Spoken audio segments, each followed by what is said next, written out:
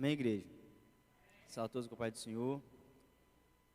É motivo de muita alegria de poder estar trazendo a palavra do Senhor aqui na minha casa. Agradeço primeiramente a Deus, segundo ao meu pastor Jones, por essa oportunidade. E fiquei um tempinho aí, né?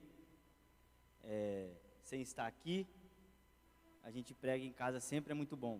Pregar, rever os irmãos, poder compartilhar a palavra de Deus com os irmãos. Amém? Eu quero convidar os irmãos a abrirem as suas Bíblias no livro de Malaquias, capítulo 4, versículo 2.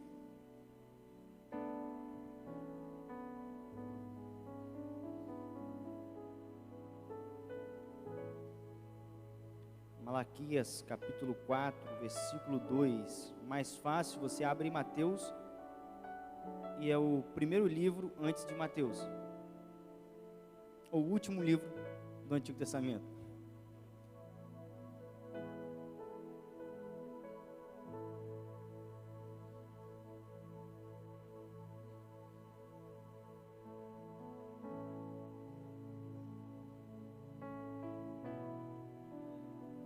Amém? Tá funcionando aqui o... Tá não? Só Jesus. Assim diz a palavra do Senhor, quem achou? Mas, para vocês que temem meu nome, o sol da justiça se levantará, trazendo cura em suas asas. Só esse versículo, essa parte A, que eu vou repetir. Mas, para vocês que temem meu nome, o sol da justiça se levantará, trazendo cura em suas asas. Amém? Feche seus olhos comigo nessa noite. Senhor, meu Deus e meu Pai, a Tua palavra, ela é viva e eficaz, Deus. A Tua palavra, ela cura, ela liberta, e a Tua palavra, ela salva, Senhor. Senhor, ela dá um destino, Senhor, àquele que está sem direção, Deus. Ele conforta e conforta os desesperados. Nessa noite, Senhor, fala em nosso coração, trazendo alívio, trazendo confronto, trazendo mudanças para a nossa alma, para a nossa vida, Deus. Mas fale no meio do Teu povo, Deus. Conduza, Senhor, essa noite, que o Senhor seja presente, Deus, que eu diminua, Senhor, e que o Senhor possa aparecer neste lugar, em nome de Jesus. Amém. Queridos, se tem um tema da mensagem que eu quero falar nessa noite, a mensagem que Deus falou muito no meu coração surge uma voz profeta, uma voz profética, ou, depois de todo o período de silêncio, sempre se levantará uma voz profética. Depois de todo o período de silêncio, sempre tem uma boa nova. Queridos, na verdade, quando a gente lê a Bíblia, a gente entende muitas coisas, e muitas coisas do Senhor no decorrer de toda a Bíblia, dos 66 livros da Bíblia, o Senhor fala e nos ensina muita coisa. Muitas vezes a gente lê e muitas vezes não entendemos, voltamos a ler para entender aquilo que Deus tem falado no nosso coração, e muitas vezes discordamos muitas coisas.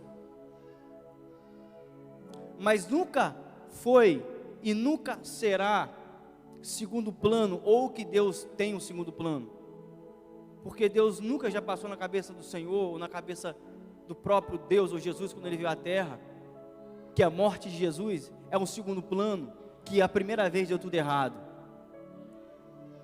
Coloca um pouquinho de retorno aqui para mim, irmão, fazendo um favor.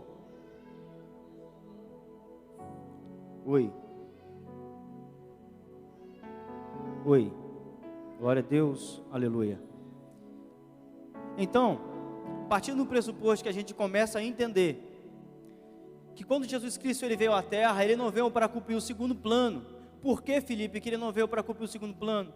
Porque só quem tem segundo plano, irmão Luciano, é aquele que o primeiro plano falhou, ou aquele projeto fracassou, aquele projeto não deu certo.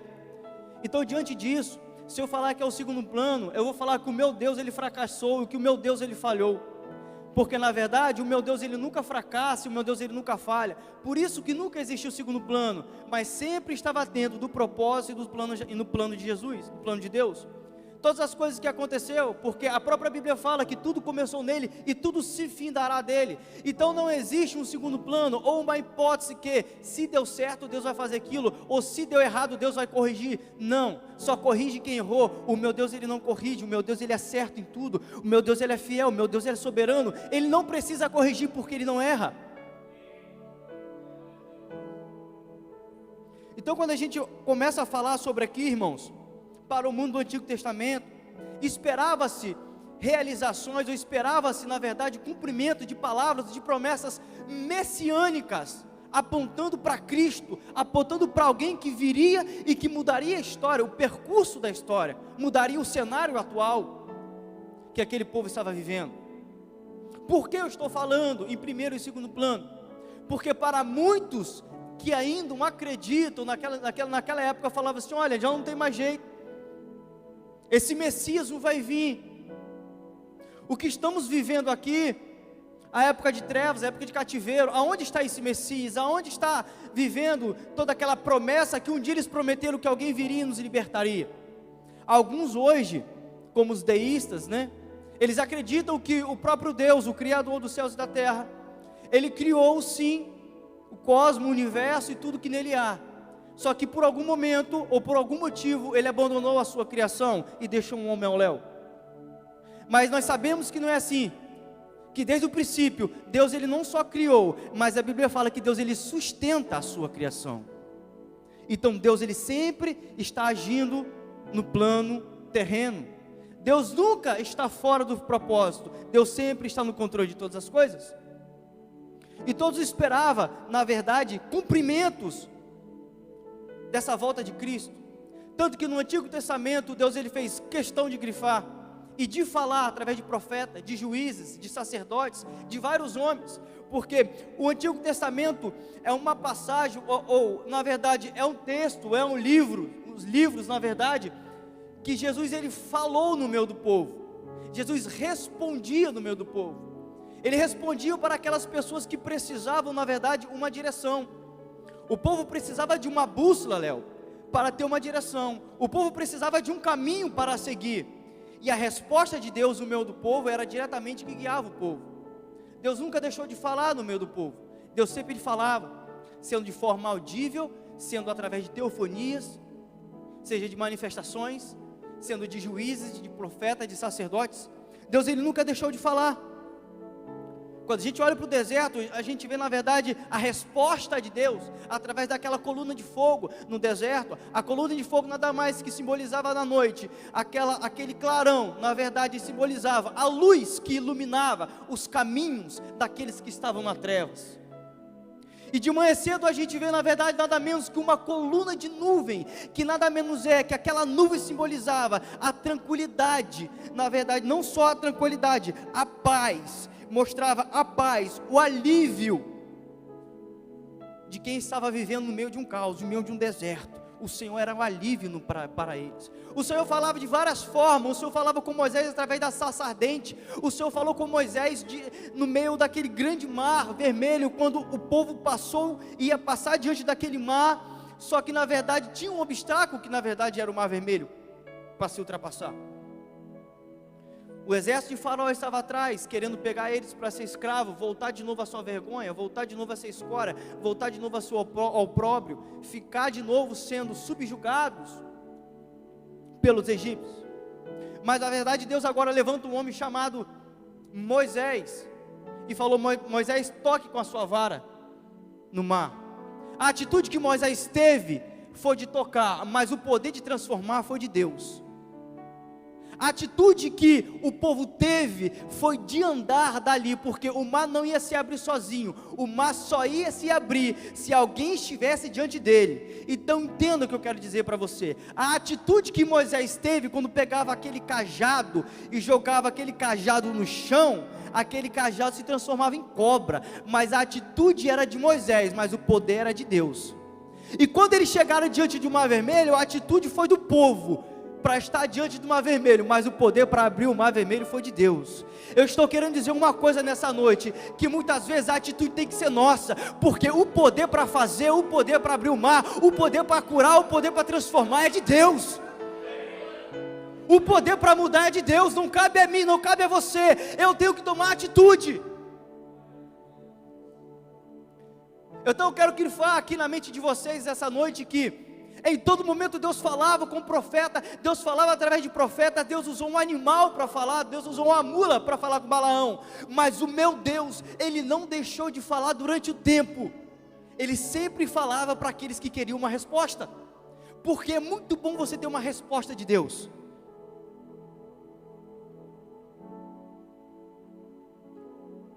Porque diante de uma prova sem saída, que está diante do mar vermelho, era algo imprevisível, era algo que não temos como escapar, porque aquele povo não ia conseguir chegar ao outro lado a nada, todo mundo ia morrer, nem sei se sabia nadar, ia dar tempo de Faraó chegar. Mas uma coisa que eu aprendo, que quando ele chega diante daquele mar, um dos nomes chamado do meu Deus significa Jeová Jireh, que significa o Deus da minha providência. O mesmo Deus que estava com Abraão e com Isaac quando ele providenciou o cordeiro. O único Deus que pode prover todas as coisas na minha e na sua vida se chama esse Deus, Jesus Cristo, o Todo-Poderoso. Deus, ele continua a cada dia mais no controle de todas as coisas. Ele nunca perdeu o controle. Aquela quase 3 milhões de pessoas passaram durante o tempo, passaram no meio daquele mar, aquele mar se fechou, e a glória do nome do Senhor, ela se engrandeceu naquele momento, porque todo mundo com júbilo começou a adorar, Miriam começou a cantar, muitos profetizaram, estamos alegres, porque Deus respondeu, porque Deus fez, porque estamos precisando de uma resposta, e a resposta vem no momento certo, vem na hora certa. Então eu entendo que Deus, ele sempre respondia, porque o seu povo precisava de resposta. Todo mundo precisa de uma resposta. E o interessante, que depois, com o passar da época de Êxodo, se eu não me engano, no Êxodo, no capítulo 20, o Senhor, ele deixa um recado assim para aquele povo: olha, nunca se esqueçam do lugar que eu tirei vocês com a minha mão.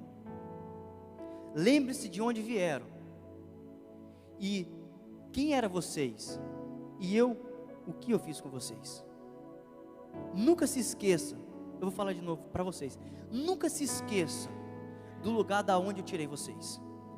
Deus estava falando assim com o povo: nunca se esqueça que vocês eram escravos, que vocês não tinham perspectiva de futuro, que vocês não tinham aonde crescer, que vocês eram a vergonha,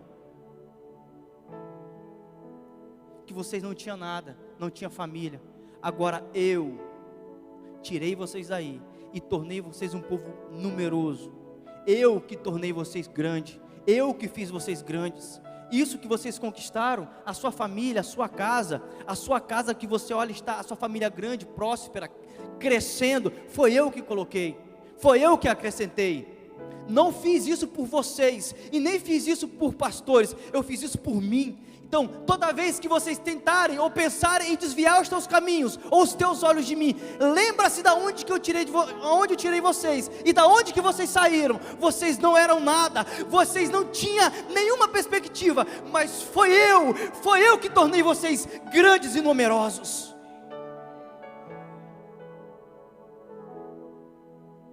Queridos, então aconteceu que depois disso veio a época do juiz em Israel.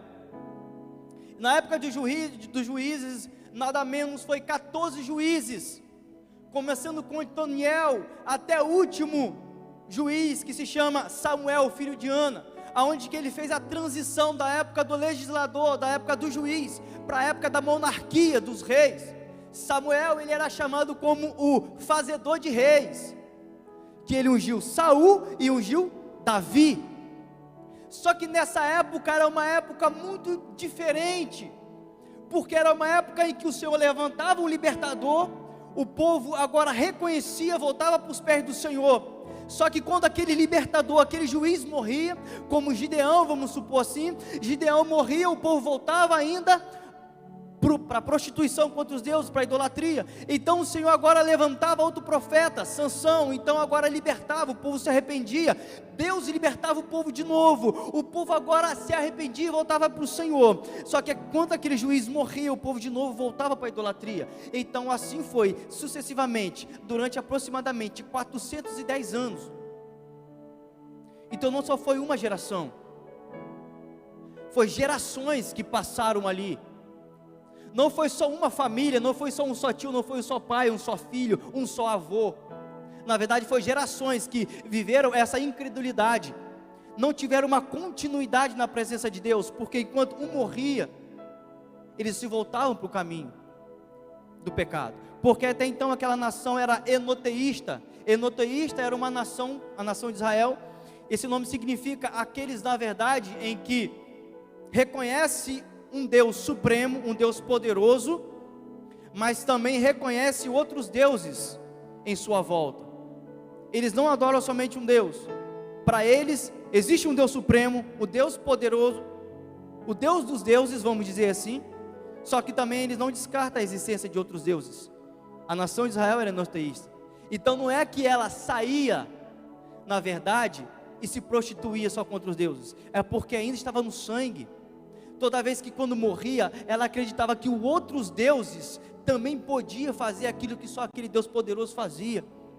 Então quantas vezes, na verdade, Israel teve que quebrar a cara, quantas vezes eles passaram por essas situações, e gerações foram afligidas, há cerca de 410 anos, passando por isso. E depois disso, só o que aconteceu? Quando chegou na época dos juízes, Samuel ungiu Saul, rei de Israel, aquele que foi caçar a jumenta dos seus pais, encontrou Samuel, o profeta, ungiu o rei, ele se levantou no trono de Israel, ele uniu as tribos. Agora Israel é uma nação poderosa, ganharam os filisteus. Ele começou bem o seu reinado, mas acabou mal. Agora levanta-se um menino chamado Davi, o filho de Jessé. Samuel sai da casa de Saul, tira o reinado de Saul, e Deus falou: Samuel, até quando você insiste naquilo que eu não aprovo mais? Vai para a casa de Jessé. Quando chegou na casa de Jessé, Samuel chegou lá. Samuel viu Eliabe, Abinadab, viu todos os filhos de Jessé passando diante dele. Ele falou assim: é um desses aqui. E a história você já sabe como que é.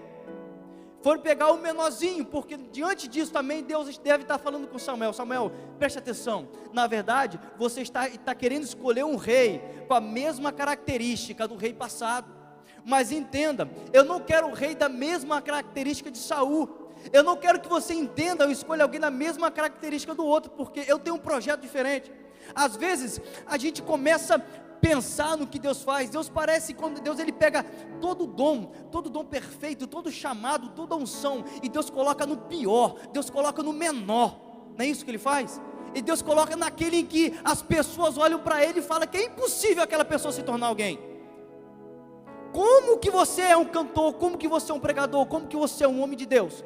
Deus parece que Ele faz isso. É por isso que a Bíblia fala que Ele pega as coisas loucas desse mundo para confundir as coisas sábias, porque na característica da identidade de Saul, era um homem forte, um homem belo, um homem grande, um homem com cabelos aos ombros, um homem que tinha todo o perfil para ser alguém. Mas na verdade, se eu vou escolher Davi, que não tinha nenhum perfil, nem característica de Saul, como que ele seria rei? Mas é isso que Deus fala: Samuel, eu quero que você não escolha nenhum desses, mas eu quero que você escolha o fraco, o pequeno, porque é do fraco, é do pequeno que eu vou responder uma nação toda que eu sou Deus.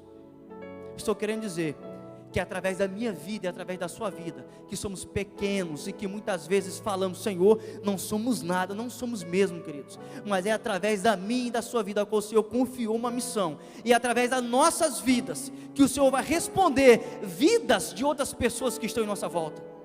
Você é uma resposta para outras pessoas que estão precisando. Deus vai usar você para responder a outras pessoas que estão necessitando de uma resposta.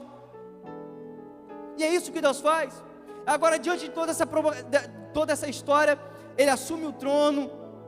E desse trono, agora, foi uma época em que Israel volta para a presença de Deus, de tal maneira que foi uma época que eles mais foram íntimos do Senhor, a época de Davi. Davi, ele fazia questão de mostrar quem era Deus na vida dele, tanto que ele escreve os salmos, ele fala: o que darei ao Senhor por todos os benefícios que eu recebi? Pagarei os meus votos diante de toda a nação. Ou seja, tudo que eu vou fazer agora, eu vou ser visível, eu vou fazer questão diante de toda a nação, pagar isso e falar que eu estou agradecido isso por Deus. Eu quero que eles vejam o Deus que eu sirvo e que eu sou fiel a esse Deus. Então ele fazia questão de agradar o nome de Deus e de trazer o nome de Deus ali para todo mundo ver, tanto que ele falou assim: olha, eu só reino aqui se a arca de Deus estiver comigo, se a presença do Senhor estiver comigo. Deus estava com Davi. Davi agora morre, deixa o seu filho sucessor Salomão. Salomão é um homem sábio, Salomão é um homem inteligente. Deus abençoou Salomão, deu riquezas, deu sabedoria. No seu reino foi o reino de paz, o reino que teve paz, tranquilidade, águas tranquilas. Mas Salomão andou também por caminhos obscuros de idolatrias, e Deus rasgou o reino de Salomão, não em vida, mas através da sua geração. Deus falou: Salomão, rasgarei o teu reino por tudo que tu fizeste, mas não agora em vida, mas através da sua geração. Então agora, queridos, é uma ruptura que acontece no reino, porque Salomão morre, fica Jeroboão e Roboão. Roboão, o filho de Salomão, ele agora é pesado nos impostos, e as 12 tribos não concordam, que era dividido em 12 tribos. Agora, duas tribos o Senhor ainda deixa com Roboão, Benjamim e Judá, e as outras 10 vai para Jeroboão. E agora começa a ruptura do reino do norte, Jerusalém, e o reino do sul, Israel. Agora passa-se o muro no meio, há uma divisão, e agora começa a toda a calamidade da história, porque a Bíblia fala, desde o começo, reino dividido, ele não prospera, Luciano. Reino dividido, não tem como crescer. Agora dividiu-se o reino, 12 tribos para um lado, 10 tribos para o outro, e agora começou toda a dificuldade, a decadência espiritual, a morte espiritual, longe do Senhor. Agora se levanta várias pessoas para invadir Jerusalém. Os babilônios invadiram Jerusalém, e os assírios Israel, dizimaram Israel, sobraram só uma tribo, a meia tribo de Benjamim, quando o cativeiro foi, o cativeiro babilônico, e uma tribo de Judá, da onde vieram os judeus. Tanto isso que aconteceu, que na história conta, que depois disso, o povo sai e volta para a presença de Deus, o povo divide, e depois da divisão dos povos, há um silêncio total. Vocês lembram que eu falei que no Velho Testamento, Deus ele responde? Deus ele respondia de qualquer jeito, através de profetas, através de juiz, através de sacerdotes, através de uma mula, mas Deus ele falava.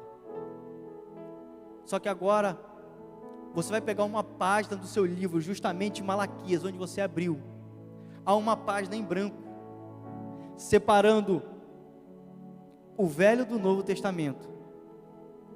Talvez o último versículo de Malaquias, que é o versículo 6,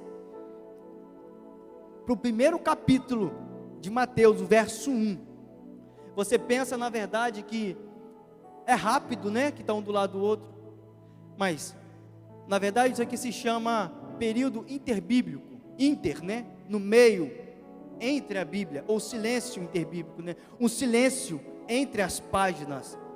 Houve um silêncio total, depois do último profeta, que foi Malaquias, que profetizou, ao Evangelho de Mateus.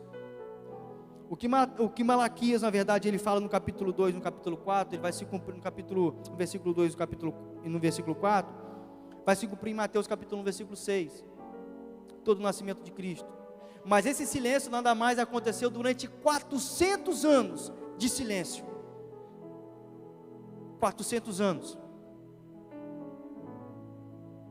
E é aqui que eu quero entrar no coração da mensagem, para mim começar encerrando ela. Porque foi justamente quando isso aconteceu, foi um período de silêncio, e alguns comentaristas vão dizer o seguinte, que esse período de silêncio nada mais foi que não teve homens inspirados a escrever mensagens reveladas pelo Espírito Santo de Deus, não teve livros, como a Bíblia, Gênesis, Êxodo, Levítico, Números, Deuteronômio, não teve livros ou escritos inspirados por Deus nesse momento. Agora só foi o contexto histórico. Se levantou-se as revoltas dos Macabeus, muitos livros se levantavam, livros históricos, mas nenhum desses foi inspirado. Eu ouso ir mais fundo. Um pastor, escritor chamado Onés Tognini, alguns podem conhecer, o pastor conhece. Ele ousa dizer que nesse período de silêncio de Deus, não houve um profeta para falar da parte de Deus. Talvez foi uma época mais dolorosa e uma época das trevas. Foi um período em que teve invasões da Pérsia, da Grécia, de Roma. Um período triste. Por que eu estou falando isso? Porque na verdade é quando a gente mais precisa de uma resposta, a gente não tem. Você já falou se você já viveu desse jeito? Porque muitas vezes quando você ora ou quando você pede uma resposta ao Senhor, quando você busca a Deus uma resposta, quando você está vivendo em uma situação e você não encontra. Deus, eu perdi o meu filho, por que eu perdi se o Senhor me deu? Por que o Senhor tirou de mim? E naquele momento você não encontra nada. Deus, por que o Senhor tirou de mim se eu não pedi? Agora o Senhor me deu, está me tirando. A única coisa que você vai encontrar é o silêncio. Às vezes você quer que muitas vezes Deus ele fala com você, mesmo às vezes que seja de uma maneira forte, uma lapada, como diz o outro, ou uma correção, porque se pelo menos fosse uma correção que doía, você ia entender que Deus te respondeu, e você fala assim, Deus respondeu a minha oração. Agora quando você pede direção a Deus, quando você está passando uma situação que está adversa, uma situação complicada da sua vida, e você fala, Senhor, eu preciso de uma resposta, e você não encontra nenhuma resposta, você somente encontra o silêncio. Eu acho que dói mais, porque esse silêncio, os irmãos podem acreditar, ele é mais ensurdecedor do que muitos alto-falantes, porque esse silêncio ele machuca, esse silêncio ele maltrata às vezes. Você pede uma resposta ao Senhor do que você está vivendo em uma situação desesperada ou numa situação de luto. A única coisa que Deus tem para você é você não encontra resposta a lugar nenhum. É por isso que o salmista, talvez ele fala, no capítulo 79, no versículo 5, né? Até quando, Senhor, te indignarás para sempre? Até quando? Ou, no versículo 10, do 79, porque diriam os gentios, aonde está o seu Deus? Porque às vezes as pessoas olham para nós e falam assim, olha, você está vivendo isso? Aonde está o seu Deus? Olha o que você passou. Seu Deus está deixando você passar desse jeito?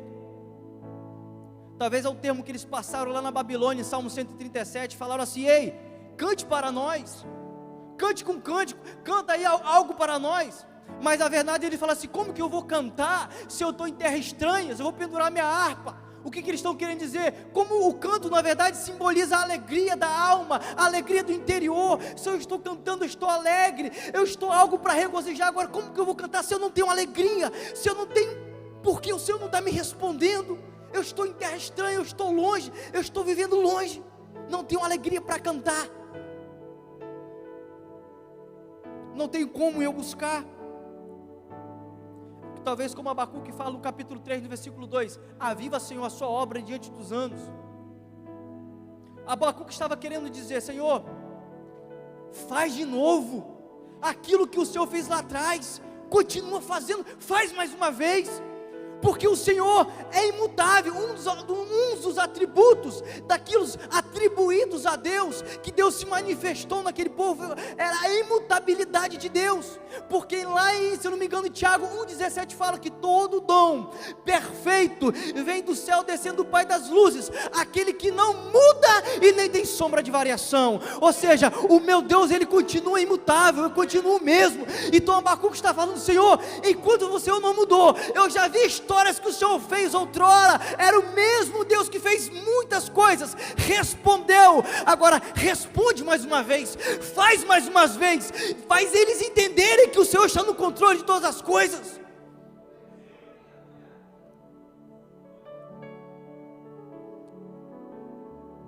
Lembra que nós somos dependentes do Senhor, precisamos de Ti, eu preciso de uma resposta. É porque na verdade, quando o silêncio de Deus entra em nossa vida, quando entra no meio desse povo. Procurar um profeta, você pode até procurar profeta, você pode até procurar muitas pessoas, mas quando o silêncio entra em nossa vida, alguma etapa da vida, você não vai ouvir alguém, por mais que você procure querer ouvir alguém assim, ó, irmão Felipe, assim diz o Senhor. Ou você vai atrás de alguém e fala assim, olha, você é fulano de tal, o Senhor está mandando te falar isso, isso, isso. Mas é verdade, nesse período não tinha ninguém para falar com aquele povo. Cessou-se os escritos, cessou-se os profetas. O povo agora estava cativo e não tinha uma direção. E muitas vezes se pergunta, então Deus deixou de falar? Uma pergunta ecoa durante o tempo: se Deus falou no Antigo Testamento através de muita coisa, Deus deixou de falar? E muitas vezes nós se perguntamos, será que Deus se esqueceu desse povo nesse período? Ou será que Deus se esqueceu de nós? Porque Ele não fala como Ele falava antes? Na verdade foi um período em que o povo precisava ficar, ou passar naquele período. Porque não significa, queridos, que Deus não estava falando através daqueles profetas, ou diretamente, que Deus não estava no controle de todas as coisas. Porque na verdade, por mais que existiu 400 anos de silêncio, entre um livro e o outro, havia uma promessa, que um broto surgiria de Jessé. Havia uma promessa, que a luz das nações viria para iluminar todo mundo. Havia uma promessa, que surgiria uma voz que clama no deserto. E essa promessa, ela ia durar e persistir pela infinitude e pela eternidade, porque o tempo não define Deus, o tempo não pode apagar as promessas de Deus. Por mais que houve 400 anos de silêncio, eu sei, e o Senhor ia sustentar a sua promessa, que algo novo depois desse silêncio ia chegar. Que boas novas, depois de um período de silêncio, depois de um período de tristeza, depois de um período de novo, ia acontecer. Esse período ia chegar, porque o silêncio, talvez nas nossas vidas, quando nós passamos por isso, ele é usado para duas coisas, ou para dois tipos de coisas. Primeiro, ele é usado nesse momento aqui, ao qual o Senhor tratou o povo, aquele povo que estava em pecado, aquele povo que estava desviado, porque depois do cativeiro babilônico, aquele povo ele veio, ele foi curado da sua idolatria no cativeiro babilônico. Então Deus ele usou esse silêncio como forma de tratamento. Deus ele não estava falando diretamente, mas ele estava agindo na história através daquelas nações. Deus usou aquelas nações, ou aquelas invasões, para tratar e para o propósito dele, para de novo fazer um povo restaurado, e pessoas transformadas para ele. E outro silêncio é quando se passa na vida de um justo, como no caso de Jó. Por mais que somos justos, e por mais que Jó era fiel e íntegro, e ele queria a resposta por que eles estavam vivendo. Muitos falavam que era pecado, mas não era, simplesmente era um tratamento de Deus na vida de Jó. Era necessário muitas vezes a gente passar por este silêncio, porque às vezes o silêncio que eu e você passamos, não é por causa do pecado, ou não é por causa da rebeldia, mas simplesmente é por causa de um tratamento de Deus para mim e você. E às vezes encontramos o silêncio em que queremos resposta de Deus, e não conseguimos, no nosso tempo, mas isso não significa que Deus não está agindo. Sabe por quê? Deus ele não falou naquela época, mas Deus usou pessoas, situações e circunstâncias para agir. Eu estou querendo dizer que por mais que você não vai ouvir alguém assim diz o Senhor, e te entregar o recado, Deus não pode entregar alguém diretamente, mas Ele pode usar circunstâncias para falar com você. Ele pode usar situações para falar com você. Ele pode usar pessoas para tratar você. E isso a gente tem que entender. Mas o mais interessante é que somente Deus pode rasgar todo tipo de silêncio e trazer umas boas novas. Depois do período de silêncio de Malaquias, agora entra no livro de Mateus se cumprindo, porque um dos profetas messiânicos chamado Isaías, no capítulo 11, versículo 1, fala o seguinte: eis que o ramo surgirá do tronco de Jessé, e de suas raízes um rebento brotará, o Espírito do Senhor estará sobre ele, apontará para Jesus. E fala aqui no versículo, em Isaías capítulo 9, versículo 2, fala que o povo que andava nas trevas viu uma grande luz, e sobre os que habitavam na terra da sombra da morte resplandeceu a luz. Agora eu quero concluir algo dizendo: depois do período do silêncio, ou depois do período das trevas, sempre vem as boas novas. Depois do período em que passamos dificuldades, sempre tem uma promessa, sempre tem uma voz profética que se levanta na nossa vida, sempre tem algo de Deus para trazer boas novas, sempre tem um ambiente que Deus vai mudar para mudar a história do curso em nossas vidas. Isso é bíblico, isso é de Deus. Porque agora, depois daquele período, algo profético se levanta, o cenário se levanta, o cenário muda. João Batista agora se levanta, Isabel teve um filho, agora ele é o percussor. Quem é ele, esse homem chamado João Batista? Muitos falam que ele ardia quando pregava, ele era aquele homem de Deus, em que as pessoas iam para o deserto ver ele pregar. Ele tinha um Espírito de Deus sobre ele, ele era o percussor, ele era o primeiro profeta que se levantou, ele era a voz profética depois de um ambiente de 400 anos de silêncio. O primeiro profeta, a primeira voz que se levanta para profetizar é João Batista, profetizando sobre quem? Sobre o percussor. Isaías fala: eis a voz que clama no deserto, preparai o caminho para o meu Salvador. João Batista agora vem preparando o caminho, as veredas, para a entrada daquele Rei da Glória, agora que entra em Jerusalém. Ou seja, depois de todo esse período de silêncio, olha a resposta que Deus está dando. Olha, Deus está falando assim: olha, eu fiquei um período, 400 anos, vocês estão achando que ficaram sem resposta, mas calma aí que eu vou trazer uma resposta para vocês. Na verdade, eu não vou levantar um libertador, eu não vou trazer para vocês um Moisés, eu não vou trazer para vocês para Elias, eu quero trazer as boas novas. E qual boas novas? Boas novas é boas novas de salvação. Eu quero dizer que todo mundo, vocês que estavam agora condenado à morte, condenado ao pecado, todo mundo agora pela morte daquele que eu vou enviar, será salvo e terá salvação diante agora de Deus e diante dos homens. O verbo do próprio Deus se encarnou, como a Bíblia diz lá em 1 Timóteo capítulo 3:16, que grande é o ministério da piedade, ao qual Deus se encarnou, aquele que foi pregado aos gentios, visto por mundo, pregado aos anjos, recebido na glória. A maior resposta que Deus pôde depois de todo esse período de silêncio e de tratamento, foi na verdade o levante do seu Filho Jesus Cristo, para nos trazer salvação, porque Ele tem poder. Agora Ele vem com poder para curar as pessoas, porque quando a gente leu aqui em Malaquias 4:2, mas para vocês que temem o meu nome, o sol da justiça se levanta lá, trazendo cura às suas asas, trazendo cura. E a Bíblia fala que aonde esse homem passava, ele curava. Ele falava: olha, eu não vim para os sãs, eu vim para os doentes. Lucas 5:38, eu não vim para o justo, eu vim chamar os pecadores ao arrependimento. Ou seja, eu vim cumprir aquilo que está escrito lá em Malaquias capítulo 4, versículo 2 de mim. Eu vim trazer cura, porque o único que tem poder para curar sou eu. O único que tem poder para salvar sou eu.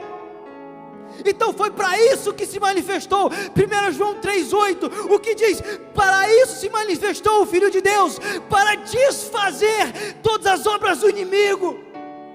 Ele é a primeira resposta e a única resposta definitiva e eterna de Deus, trazendo salvação, trazendo cura. O único que tem poder para curar, para libertar, o único que tem poder de rasgar 400 anos de silêncio e trazer uma resposta de salvação para toda a humanidade.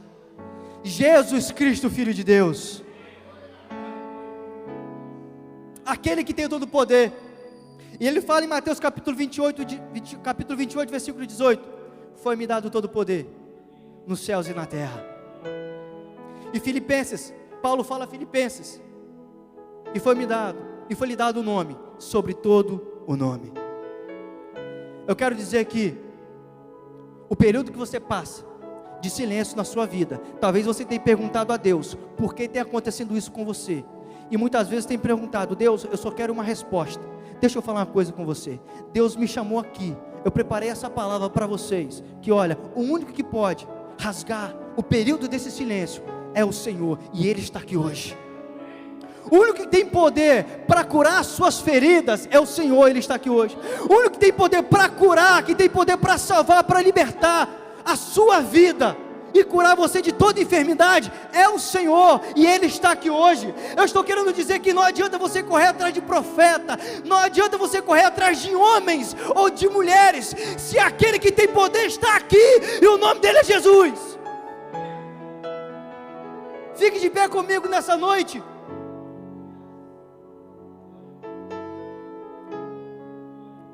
Eu quero orar por você, eu quero encerrar.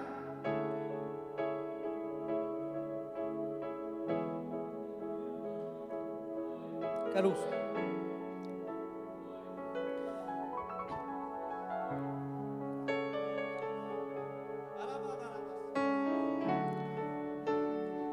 A Bíblia fala que ele era o rebento, a raiz de Jessé, a luz para as nações. Ele fala que ele tem todo o poder. Talvez você entrou aqui hoje com uma enfermidade, ou talvez você entrou aqui com um período de silêncio. Mas deixa eu te falar, você não entrou no lugar errado. Se Deus te chamou aqui, é porque Deus, Ele quer rasgar esse período de silêncio, e Ele quer mostrar o poder dEle na sua vida. Sai do teu lugar, que eu quero orar por você, querido.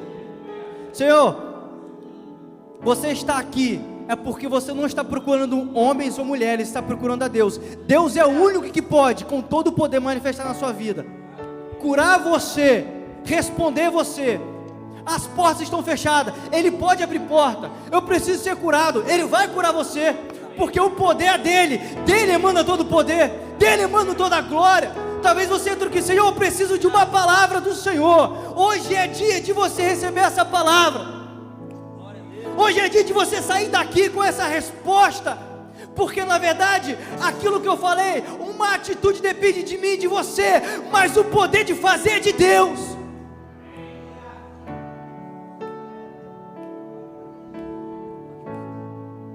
Enquanto o ministério canta, quero chamar você aqui na frente. Ele tem poder para salvar, Ele tem poder para curar a sua vida. É o único que tem poder, Jesus. Todos necessitam de um amor perfeito, perdão e compaixão. Todos necessitam de graça e esperança, de um Deus que salva. Cristo move as montanhas e tem poder para salvar. Só Ele que tem poder, queridos. Só Ele que tem poder para salvar, poder para curar, para libertar, para abrir porta onde está fechada. Se você está precisando de uma oração, vem aqui na frente, receba isso da parte de Deus. A atitude é sua, mas o poder é de Deus. A atitude é sua, mas o agir é de Deus na sua vida. Saia do teu lugar, receba nessa noite. Oh, aleluia! Glória a Deus.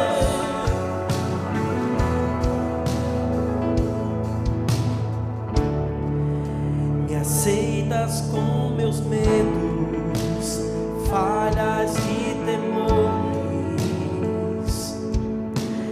Enche meu viver, minha vida entrego para seguir teus passos.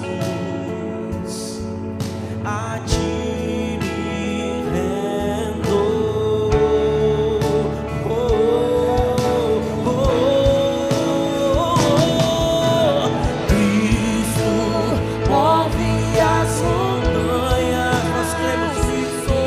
tem poder pra salvar, tem poder pra salvar, pra sempre, autor da salvação.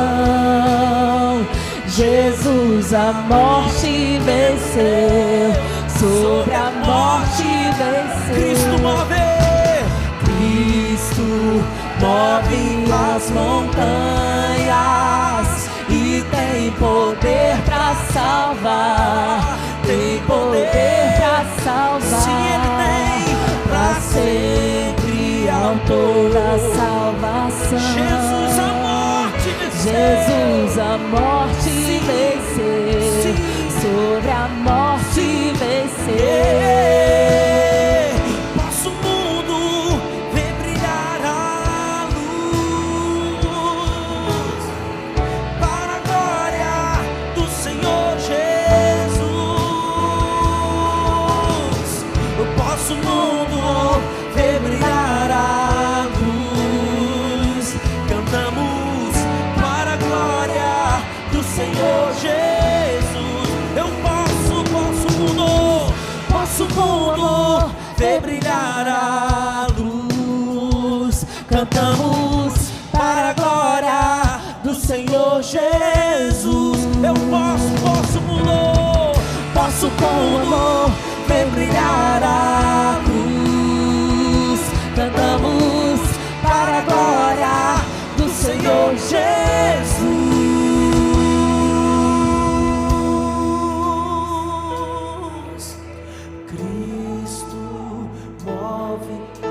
Declara isso, igreja. Jesus. Aleluia. Para sempre.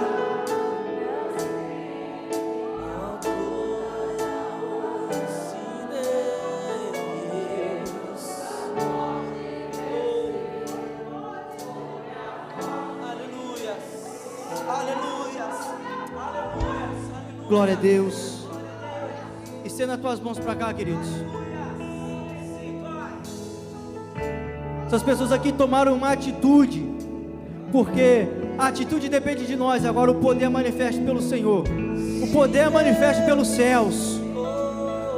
Deus, eu entrego tuas mãos cada pessoa que vier aqui na frente, Deus, porque Deus, a atitude é deles, mas é do céu que emana todo o poder. O Senhor falou que foi dado ao Senhor, Deus, todo o poder nos céus e na terra, e o seu nome, Deus, é nome sobre todo nome. Então, Deus, em nome de Jesus, que esse nome há poder, Deus, responde a essas filhas, Pai, esses filhos, com o teu poder, Deus, entra com providência, abre portas, Senhor,